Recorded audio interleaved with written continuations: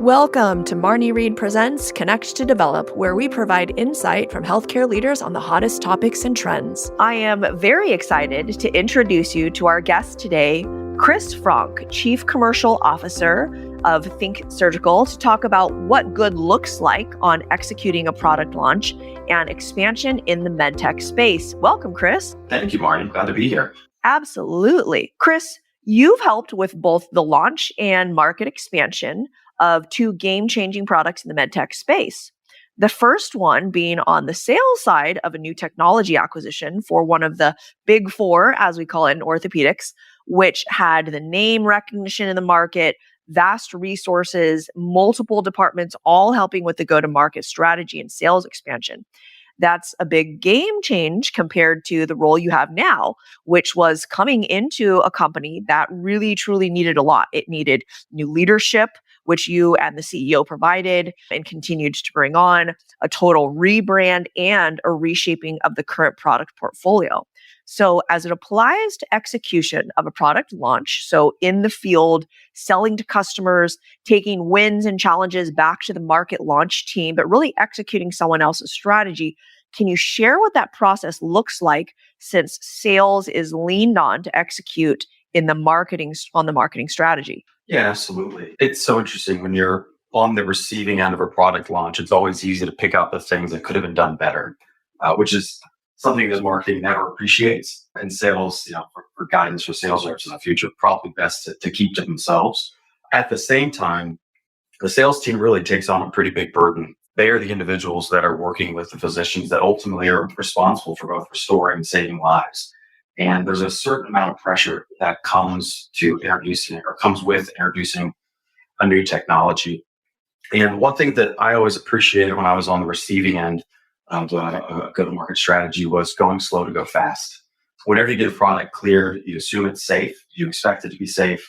But the user experience in an actual OR is very different than a user experience in a lab. And that's what defines whether or not this product is going to be successful. So I always really appreciated when marketing teams and leadership took the pause at the beginning and said, hey, let's do a limited market release. Let's learn what this product does in the actual OR from a user experience standpoint, see what modifications need to be made, and get feedback from both physicians and staff.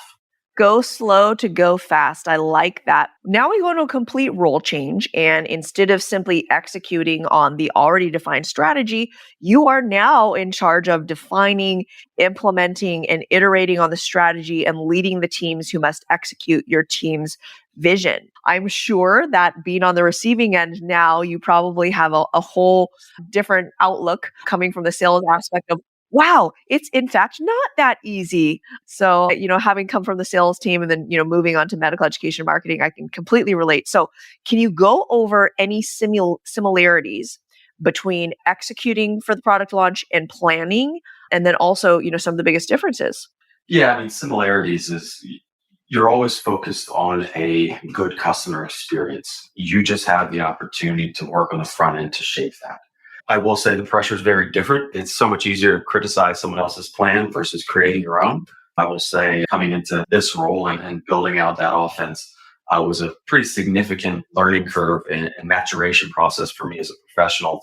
And I'm forever changing my career for it. One of the things that I will say is my high school track coach used to say this. He would always talk about know thyself, which back in high school I didn't realize was part of Sun Tzu. But if you're going to launch a product, you do need to know who you are. You need to know what the fundamental entity is that you're looking to promote. Is it your brand as a company, or is it the product itself? Are you Nike? Are you Procter & Gamble? Are you a branded house or a house of brands? Once you have that defined, you need to figure out where you're going to get your source of volume from. Is it going to be from taking on a market leader and going head to head like Pepsi and Coke? Or are you building a new market altogether? And you better have a good understanding of the size of that market so you can then segment it and see what the opportunity is. Doing those things on the front end, one, could be a very exciting and energizing exercise. At the same time, if you get it wrong, everything else downstream doesn't follow. And I will say, one of the things I had exposure to in the past life, even when I was on the sales side, is naming. And naming is such an oft overlooked and oftentimes missed aspect of bringing a product to market. And it can go really well or it can go really poorly. And I think about the Chevy Nova back in the day. Worked well in the US, but when they brought it to the Latin American market and the Mexican market, Central American market as well, it didn't work because if you separate Nova into two words, it means doesn't go. So it's a phenomenal example of how to get it wrong. Yeah. When I've approached naming, I've been very conservative.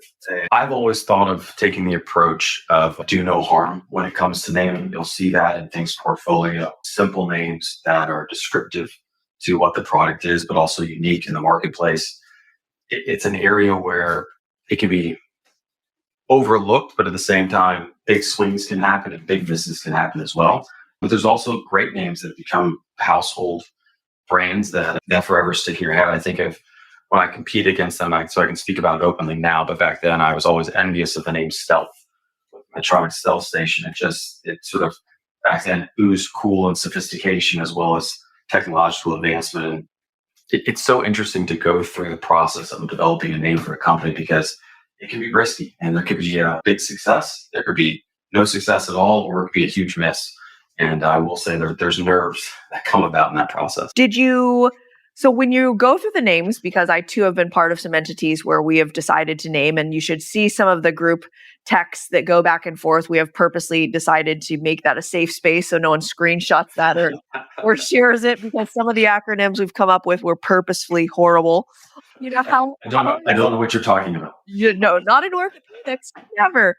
Can you share a little bit about what the process of, the market, testing the market for names, especially for, things like, the tagline? Yeah, I will say we actually didn't test the market. We worked with an outside marketing firm that my CEO had experience with before. You come into what you call tissue sessions, which is 100 ideas are thrown on the board and you hope that one or two of them stick. And that's a really, really fun and creative process. You have the pragmatists on the business side versus creatives on the marketing side. And it can be a little bit emotional at times because the creatives are so proud of what they've done. And us on the business side as operators have to sometimes be a little bit more practical. But we kind of went off instinct. And if you look at what we did at Think, we didn't really step that far outside of the box. So it was a safe space to do that. And it did take some time because you have to check and make sure that there aren't other names like that out in the market, much less competing in your space. You need to make sure that there isn't some correlation to something you're not thinking of, like the Chevy Nova. And you got to think about if it's something that's going to be sticky for years to come. It's kind of like getting a tattoo, which I have none of them. And I don't have a tattoo because I'm, one, not cool enough, and two, I'm pretty sure that whatever I think is cool now will not be cool 30 years from now. And that's kind of like naming a product. You're stuck with it forever. So you better hope it works. Do you feel like there would have been a difference in approach or even a difference in the 1 to 2 that stick if you were back at that, giant of a company that you were at before versus, the nice thing with being relatively unknown and a very, very small company is you're relatively unknown. So the sky is the limit, right? Or the limit's the sky. I think that's fair. With a big company, you have more margin for error. You can miss with the name and the brand and the momentum and the distribution channel they have. They're a pretty large sales network. Will carry the momentum and people will buy in spite of the name. When you're a small company, especially when you're rebranding, your margin for error is razor thin. So in my opinion, and maybe I'm wrong, but we took a more conservative approach because we're trying to build out an entirely new market and open platform robotics in the orthopedic space. And that's bold enough already. I don't want to turn people off with the name right out of the gates because they don't know who we are yet. They have a preconceived notion of what we've been in the past. But we had an opportunity to sort of reintroduce ourselves. So I actually think it's the opposite. I think you have more margin for error in a large company. I think you have much less margin for error in a small company. I'm sure people will disagree with that and say you have to be bold and you have to go out and really make a statement. In this scenario, we felt like conservative and credible was probably the path we needed to take with our rebrand. Technology, company size, breadth aside, where else do you see execution fail in a product launch scenario? When you're an R&D organization for a long time, so say we can take our company or any of the startups that are happening in the space, and I mentor one of the individuals in the soft tissue space that's on the marketing side. And we were talking about the company that he's a part of. These companies start out as R&D companies. They start out as sort of R&D incubators. And there's this interesting transition that happens where they have to turn into commercial organizations. Depending on how long you've been an R&D incubator can really change or challenge how easy it is to convert into a commercial organization. It's not just you wake up tomorrow and, hey, we're selling stuff. It's a culture. It's a belief. It's no longer patting ourselves on the back for the iterative changes we've done internally and the advancements we've done and the boundaries we've pushed in medicine. Now it's the bar's higher. We pat ourselves on the back when customers love it, when patients are receiving a higher level of care, when we're seeing expansion and utilization happen with the product. And there is an opportunity there to both get it right and to miss when you have that transition, because you can't disregard all of the work and the brilliance that's gone into developing a product, but you can't also forget how important it is to commercialize. I'll think as the example from the past. We were actually the first medical robotics company with RoboDoc back in the day. But when people think about who invented robotics and who's the most prolific, it's Intuitive Surgical. And it isn't because of the products, it's because of the success commercially on the back end.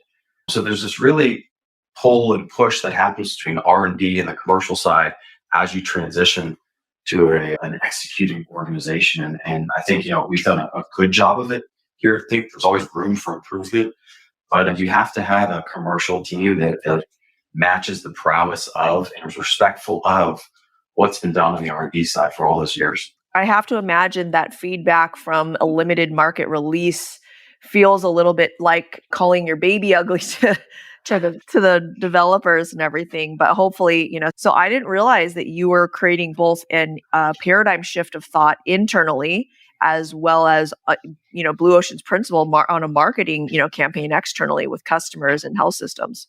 Yeah, it's a challenge all around, but that's what's exciting about it. And what's really great is internal wins are one thing, but external wins, in my opinion, are the most gratifying. When the market pays attention to you, that's when you know you're doing the right thing as a company. But more importantly, the only reason we wake up to develop these products, or we should wake up to develop these products in my eyes, is to help improve the quality of care that our physicians deliver to patients. Yes, you can have a back and forth about clinical evidence with technologies and are they valuable? Happy to have that discussion. But at the end of the day, that should be your guiding line, is we are here to help physicians offer a higher level or a more predictable level of care to practice. Once the innovators have piloted the product, service, new technology in any kind of, market release, and the team has made the needed changes for a full-scale launch, what are the most critical components to get from the innovators to the early adopters? So moving from the innovators to early adopters, that's all about, in my opinion, it's all about user experience. So the innovators are willing to put up with a lot of early bumps and bruises, not from a safety standpoint, but from a user experience standpoint. And as those individuals start to create momentum, the early adopters are right there. They want to know that it works. They want to know that others have done it, but they do not want to be last. They're happy to jump ahead before you get to the more pragmatic adopters. But you have to have successful user experience, and you have to see utilization increasing, in my opinion. That makes sense. And then how about, that pivotal moment, that chasm that we talk about? There's that great book, Crossing the Chasm, which really helps with anyone who wants to learn more about marketing or even creating a new market, where, you've got the innovators, you've got those early adopters, and now you need the early majority, which can make or break basically a new technology product service. What is the most critical component that as you go through the limited market release, as you're doing, those feedback sessions and you're tightening up that ship, what are you planning for the most in that phase? Yeah, as you get to the early majority, they're far more pragmatic. They want to know that either one, this is the best way to do the procedure, which if you look at the orthopedic space, there's plenty of debate around that. I have my opinions, but I'll leave them out of this conversation. Or they want to know that the barrier for adoption has been reduced. So that's something that we focus on here at Think Surgical, is the T-Mini product is easy to adopt. It integrates easily into the surgical workflow. So as you see this wave of robotics continue to grow, we're seeing about 15%, getting closer to 20% market adoption, which is taking you across that chasm into the early majority. They want to know that it's a good product and they don't have to make a lot of sacrifices to use it. That's where I think we found success with T-Mini, is the fact that it is so easy to use and integrates so easily into already established surgical workflows. But at the same time, allows them to be a part of the movement that is orthopedic robotics. Who in the process of the pilot, full release, and scalability would you say from, the company side are the most critical for success in execution? I mean, I would have to assume it's more than one team. Yeah, it's the entire company. I'm trying to think if there's one individual that doesn't play an active role in it. Everything from the CEO to the individuals responsible for shipping the technology. One, manufacturing matters, right? Early stage, you're going from a theoretical idea of what manufacturing is to actually scaling. And as you scale manufacturing, it requires a whole new host of responsibilities, looking deep into the supply chain and do you have what it takes with quality systems and all that to really get going? You have the design transfer from either partners you've worked with or from the engineering team to manufacturing. All of that has to be really, really vetted. Then when you actually get it out in a physician's hands, the clinical team becomes so absolutely critical. And I was fortunate that in my past life, I was not only involved in capital selling, but also had a responsibility on the clinical side. And I had the utmost appreciation for the clinical teams on the industry side. Obviously, I have an immense amount of respect for hospital staff and physicians. But standing there in an operating room with a new technology takes a certain level of deal, if you will, a certain level of conviction and belief in yourself as a professional, but also in the company that put the product in your hands or put the product in the OR, that you're now responsible for helping a physician and guiding them through the process. Not to mention the work that's done up front end to train that physician to be comfortable with using the technology. But the clinical team plays such a critical role. The field service team plays an incredible role in making sure those first installs go well. If there are any issues that pop up, reacting to it. Sustaining engineering is such an important part of looking at how can we improve products, how can we continue to look at what the user experience is, and if there's something we need to modify in a short amount of time. Yeah, it's holistic throughout the organization, not to mention what marketing's done to plan out what the launch is going to look like, what materials are going to come along with it, their role that they play in capturing data in a limited market release and putting that together and really having sort of, for lack of a better term, empirical evidence that says this is what the learning curve looks like. This is why this technology is easily adoptable. And this is how we believe it's going to, at the end of the day, help physicians and patients. But yeah, it's a holistic offense. And I'm trying to think if there's any group that can be left out of it. And I don't think there is. Everybody has their fingerprints on the hopeful success and ultimately, if it doesn't work, the failure, but the success of the product and the company as a whole. That's what's exciting about these small startups is everybody plays a role. And that's really kind of different than what it was in my past life, where it's much more siloed and not everybody did play a role because you were so large. But here it's, we're all in it. And as we sink or swim together, and so far we're swimming pretty well. I have to say, as someone who has much more of a small company personality, I got my start in surgical device with they'd gone through 2 rounds of VC funding. So I wouldn't call them small, but they were at about almost the 100 million mark. So, it's definitely small compared to the big 4. And then we were acquired by, the industry, leader in surgical device. And so that was interesting. But it's been really cool to watch people such as yourself and other leaders who come from these huge medtech companies go into the startup and see them flourish, because there are people that do extremely well in the startup world. And then there are people that really belong in the huge siloed out giants because, quite frankly, they couldn't run at the speed and pivot on a dime with those game day type audibles that you folks are doing on a daily basis in a startup. So it's been incredible to watch. Yeah, thank you. It's, I'm glad it looks like we have it all figured out from the outside looking in. I assure you, we do not. But we're gifted with incredible leaders at the top, with our chairman of the board, obviously our CEO, and our ELT, our VPs, and then the people who really get it done at the director level. It really is exciting to see. It's also gratifying to know where we're at now compared to where we were 2.5 years ago, and it's because of those leaders. Well, the analogy is the duck, right? It looks like you're just the swan. We'll call it the swan, right? Let's go swan. Let's go. I could just see Stuart going, she called us a duck? But a swan gracefully gliding across the lake and just frantically pedaling, underneath. What pieces of advice can you give anyone out there in a sales role who's looking to maybe either just try something different or knows they want to get into a spot where you are, and so they know they need to round out their experience level on going from executing on a created strategy to being part of the ones implementing a strategy and kind of taking shrapnel from all sides because you're the one that had the plan? Yeah, there's so many things. I think, and you and I have spoken about this before. The first thing is get ready for a pay cut and get over it quickly, because think about it as an investment in the rest of your career. If you want to be a salesman or a saleswoman for life, go for it. I found out in my career that I couldn't, and you never really lose those skills, but waking up every day, having the bag, having a quota, getting out to my small market and doing that as an individual.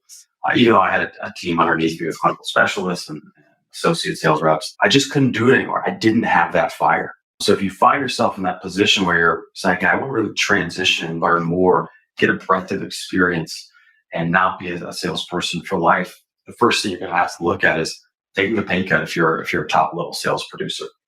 And that's part of it. That can build over time. And if you're with a small company, hopefully you can get a certain level of equity that makes it valuable in the long run. But if you're doing it for the money, you're doing it for the wrong reasons. Moving into a role like this is all about developing and learning something that you don't know yet. So I would also ask, be vulnerable. Approach it from a sense of curiosity versus judgment. I can tell you it's much easier to criticize from the cheap seats than it is to succeed on the field. And coming in and being humble and learning and knowing that you're going to make mistakes, asking what may feel like stupid questions on the front end is probably one of the biggest things. Because salespeople, I know it happened for me. I started at a very young age as a salesperson. I continued to mature over time, thankfully.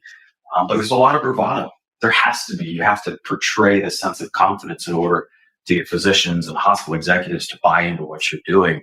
You got to knock that bravado out when you come in-house, because you got to work cross-functionally. You have to realize that you're going to make mistakes. And you're not the expert at this. Just because you're a successful salesperson doesn't mean you're going to be successful in-house. And it's kind of the analogy of, the top player on a football team doesn't necessarily become the best coach in the world. There's few that can do it, but not everybody can. And it's a challenge, and just approach it with humility. Could not have said that better. Well, Chris, as usual, it's always an honor and a pleasure to speak with you. For those of you listening who want to learn more about Chris and Think Surgical, please check out his bio in the show notes. Marney, thank you so much for having me. I really do appreciate you inviting me, and congratulations on this format. I mean, you have such a unique perspective, having been on the industry side, having worked with hospitals, and then you've always been a tremendous physician and fellow advocate. So, or advocate for fellows. You really do have a unique perspective on space, and this was a great conversation. Thanks for listening to Connect to Develop. You can find more interviews and Marney's Minutes on my YouTube channel at Marney Reid Presents.